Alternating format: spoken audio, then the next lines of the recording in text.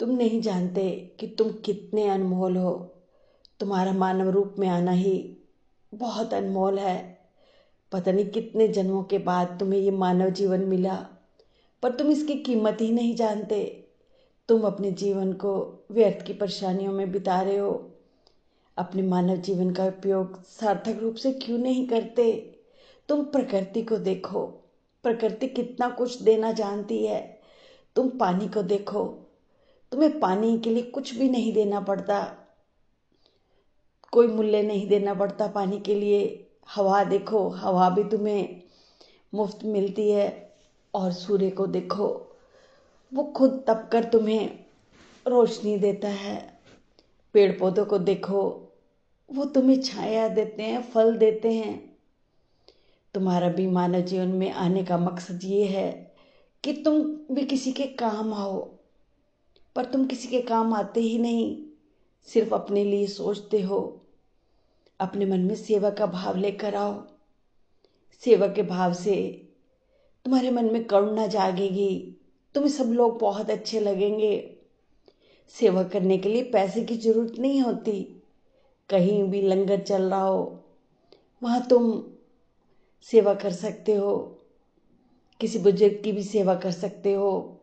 कोई आसपास तुम्हारे बुजुर्ग रहता है अकेला, जिनके बच्चे बाहर रहते हैं, उनका कोई भी काम करके उनकी मदद कर सकते हो।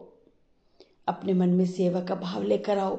मैं अपने सब बच्चों से यही चाहता हूँ कि अगर मैंने उनकी ज़िंदगी में कुछ अच्छा लेकर आया हूँ, वो मुझे शुक्राना करना चाहते हैं, तो वो शुक्राना के रूप में किसी की सेवा करें। मुझे इतना चढ़ावा मत चढ़ाएं। मुझे पैसे की क्या ज़रूरत है? तुमने मेरे जीवन को देखा। मैंने कभी पैसे को महत्व दिया? कभी नहीं दिया। फिर तुम मुझे इतना पैसा क्यों चढ़ाते हो? इस पैसे से किसी गरीब की मदद कर दो, मुझे वो ज़्यादा खुशी मिलेगी।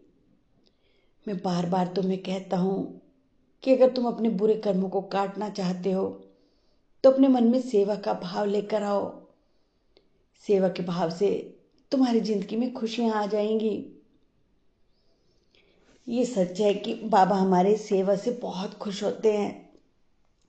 मैं जब बाबा से लगन लगी, तो मेरे मन में बाबा बार बार एक भाव डालते कि अगर तुझे अपने कर्म काटने हैं, तो तू अपने मन में सेवा का भाव लेकर आ। तू लोगों की सेवा कर। मुझे कोई शक्ति बार बार इस काम के लिए प्रेशर करती, और फिर मैंने सेवा करनी शुरू की, और सेवा करने से मेरे दिन बहुत जल्दी बदल गए। हम बाबा की जीवनी को देखें तो बाबा का जीवन भी लोगों की सेवा में बीता। वो गांव, शिरडी गांव के लोगों के लिए जड़ी बूटियां लाते, जंगल में दूर दूर जाकर लोगों का इलाज करते। बाबा सेवा भाव से खुश होते। मैंने एक डॉक्टर महेश्वरी हैं इंदौर के, उनकी एक किताब पढ़ी थी। वो कहने लगे कि मैं शिरडी में बहुत दान देता था, पर मैं एक दिन शिरडी में बैठा था तो एक बुजुर्ग मेरे पास आकर बैठे और बोले, तुम इतना चढ़ावा यहाँ क्यों चढ़ाते हो? बाबा को कोई कमी है? इस चढ़ावे का उपयोग तुम अपने शहर में लोगों की मदद के लिए करो। और वो कहने लगे कि तब से मैं लोगों की मदद करने लग गया। ये मुझे बाबा ही कहने आए थे।